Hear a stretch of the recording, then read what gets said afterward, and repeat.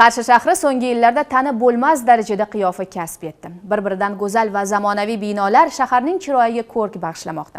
Shaharda barcha qulayliklarga ega bo'lgan va 3-5 qavatdan iborat aholi turar joylari qurilmoqda. Ularning aksariyatini joriy yilning yakuniga qadar foydalanishga topshirish rejalashtirilgan. Mavzuni muxbirimiz davom ettiradi.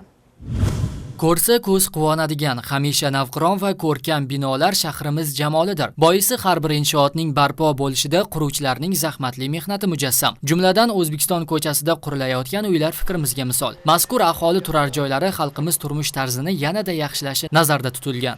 Men yoshligimdan qurilish sohasiga qiziqqanim uchun bugungi kunda qurilish tashkilotlarida faoliyat ko'rsatyapman va yurtimizda bo'layotgan har bir qurilishni ko'rib ko'zingiz chaqnaydi. Hozirgi kunda qurilayotgan ikkita binomiz, bittasi 64 xonadonli, bittasi 42 xonadonli. Bizning qurilishimizda hozirgi kunda 140-130 nafar ishchi xodimlar xizmat ko'rsatmoqda. Qariyb 36 milliard so'm evaziga ikkita turar joy qurilishi chidamli bo'lishiga e'tibor berilmoqda. Qurilish tashkiloti ishchilari ayni paytda tashqi fasad ishlarini olib borishyapti. Aytish joizki, jamiyatimizda ro'y beradigan har qanday ijobiy o'zgarish o'z natijasini beradi. Mazkur turar joylar ham shaharsozlik an'analari asosida ko'rkam qiyofa kasb etadi. Qurilishni mustahkam bo'lishi uchun asosan biz e'tibor beryapmiz.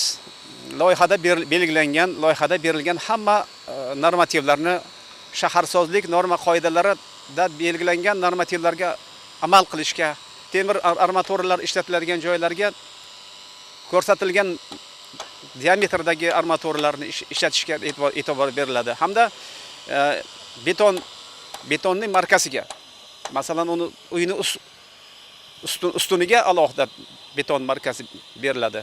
Umuman olganda O'zbekiston ko'chasidagi barpo etiladigan uylar qurilishida milliy an'analarga ham e'tibor qaratilgan. Tashqi qismida naqshsimon bezaklar o'rnatilmoqda.